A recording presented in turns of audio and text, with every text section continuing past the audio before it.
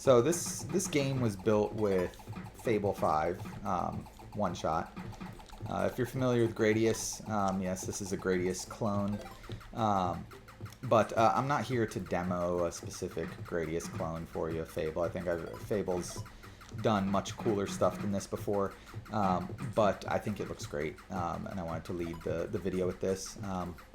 But the real purpose of this video is I want to talk a little bit about benchmarks, and this might seem like a silly thing to include in a video about benchmarks, but I'll go into why in just a second. I'm gonna let you see a little bit more of this first. So yeah, Fable did a great job with this. Gradius is the best game of its category, and I encourage you to try this out. You'll have a lot of fun if you like Gradius. But I'm gonna leave it there, and we'll pause it, and I'm gonna go into why I am recording this video. I mentioned benchmarks, and I wanted to talk a little bit about my view on benchmarks right now. I'm going to start out a little bit alarmist. I will walk it back a little bit, but in a nutshell, I think benchmarks are bullshit. And the reason why is that I think benchmarks do a very good job about capturing very specific use cases and how well models do on those benchmarks, and giving us these nice pretty bar charts that we can share on X and Reddit and everywhere else that show us what models are good at. But I don't think any of these benchmarks really gives us a true indication of where where models really excel at more complex, comprehensive thinking, multimodal thinking, interdisciplinary thinking, how well they take your intent and their understanding of the world around them and the way that humans interact with the things that they're building to build things that go beyond what these simple benchmarks like SWE-bench show you. SWE-bench just sends an agent to execute on issues on GitHub, and then it scores it at the end. That's great. It's good to know. It's good to be able to see quickly where these models are improving and how well they're growing. But these benchmarks are also, beyond just being very narrow in their focus, these benchmarks are also unreliable. We saw a specific case of this with Grok 4.5 recently, where Grok 4.5, it was revealed, apparently had the answers to the test. It had included cursor bench in its pre-training data, and so when it went and executed cursor bench, it showed as scoring higher than Fable 5 and Sol 5.6 on some of the portions of the test, which that type of unreliability for me just kind of erodes any trust or faith that I might have had in a benchmark. So I had Grok put together this page here. I haven't meticulously reviewed it yet or anything, but I gave it my thoughts and had it collect some research, just some information for you to see. This isn't really the heart of why I'm showing this video, but I felt I'd include something like this for folks that aren't super familiar with benchmarks and how they work and what the problems are with them. Some people have an intuition or an understanding or academic knowledge around these issues, and I'm not going to pretend to know more or be illustrating more there, but this is meant to serve as a very high level page where you can come in and see, why is the face value of a benchmark dangerous, and see what some of the different top benchmarks like Humanities Last Exam or Math Suites or SWE-bench actually test, and where their strengths and failures are. And the strengths and gaps are very important to understand, because we have a tendency to look at these benchmarks like they are the fundamental truth about models, especially when we just see it scroll through our X feed and we're like, oh, Fable 5 outperformed such and such model on this benchmark. But realistically, that doesn't tell us what we need to know. It doesn't tell us about the model's true intelligence and reasoning capability. It just tells us how good that model is at solving a specific problem.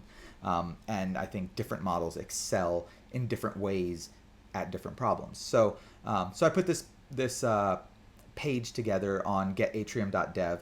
I'll share a link to it, but it kind of walks you through all of those things. Now the the game that I led into this with, that Gradius clone by Fable 5, is really what I'm trying to showcase here. So so what I ended up doing is I am building my own bench. I probably shouldn't even call it a bench. It's more of an exhibition of what models are capable of, given certain prompts and circumstances. And the goal is for you to be able to see and touch and feel these things rather than just look at a bar chart and try to extrapolate what that means for you and your workflow and your goals and purposes with AI. So there's this new page on getatrium.dev /bench. I'm calling this the Jonny bench. Obviously, my name's Jonny, so that's where it comes from. And the goal here is to, on a regular cadence, I'm going to run a bunch of different models through this bench to execute on some prompt. For now, it will be one single shot prompt to see what they can build. This is the playable 3D Gradius built with Three.js. Simple task, simple prompt. It's like 6-7 lines total, not including white space, that tells it what to build, and then I leave a lot of it up to the model to figure out. I want to encourage the model. I want to force the model to have to think outside of its immediate instructions and put together the best thing that it thinks should be built. This captures things like intent. This captures things like how well it understands the space that it's been asked to perform in. Some models may be better at games than others. Some models may be better at Three.js than others. But this lets us actually see and touch and feel that. We're not just looking at scores here. Although I do have some metrics included. I'm including wall time, tokens. You can see Fable 5 is a token guzzler. Cost estimate and effort level is on all these benchmarks. For now, it will be high. I might test out different effort levels. We'll see where that goes. I've only got 2 benchmark tests in here right now, but this is what we've got. Let's do a quick run through of Sol 5.6's. So yeah, you can see. I'm not going to say it, but I think you know how I feel about this one versus the Fable 5 one. So I won't play too much into it, but didn't do a terrible job. But yeah, so we've also got Grok 4.5, which did a pretty decent job, and as fast as it is and efficient as it is, I think like these are factors that you have to consider. You have to determine how much these things mean to you in terms of your workflow and what you're trying to achieve, and you have to see, what kind of intuition can you establish as to how these models perform on different tasks. What's important to you. So I'll slow down there. I'm going to walk it back a little bit. I do want to say I think benchmarks are super important. I think it's really valuable for us to see how models are trending, how they're growing, how well they execute certain things. It's cool to see benchmarks. I know Elon Musk has been sharing a lot of benchmarks around how Grok 4.5 performs on professional tasks like law and medicine and that sort of thing. Really, really cool, really important for us to be able to see those things. But this bench that I'm working on is not meant to replace any of those things. It's not meant to override any of the academic understanding and knowledge of the models that exists out there. The goal here is to produce a bench that you can touch and feel and see and judge for yourself. I want you to be able to mess around here and develop an intuition for yourself around what you think these models are capable of and how you think they can serve you in your workflows. And that's the goal here. If you have ideas on things that you think I should run through this bench, let me know. I'd love to hear it. Comment in X or DM me or wherever else you're seeing this video. Feel free to share there. I'll follow it. I'll take all that into account. I'm going to try to post a new bench at least every week, maybe more often, especially if I think of some cool benchmark tests that can test all sorts of like broad range of thinking, help us understand what the intelligence and reasoning capability is of these models. Especially, I'm super interested in the interdisciplinary workings of these models. I think it's cool to see how well they excel at different areas. And even if a model excels greatly at many areas, I'm really curious how they can synthesize that understanding and knowledge into actual execution, which I think is really the most important thing for us to understand with models. I think it's really valuable for us to see and feel how these things are. I get a lot more value out of seeing like when Matt Schumer posted his Hogwarts castle that Fable 5 built. That told me a lot about Fable 5's capabilities, the extent of its capabilities, not just because it could build it, but because it was able to map out Hogwarts and it was able to understand how it should build this thing so that a user can feel it and understand and get immersed in the Hogwarts castle. I think it was an amazing showcase of Fable's capabilities.